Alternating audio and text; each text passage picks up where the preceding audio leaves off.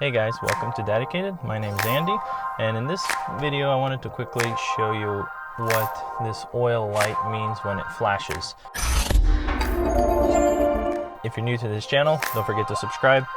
I do a lot of helpful tips and tutorials and DIY projects, so if you're interested in that kind of stuff, go ahead and hit that subscribe button. So right now it's not flashing, I just have my ignition on.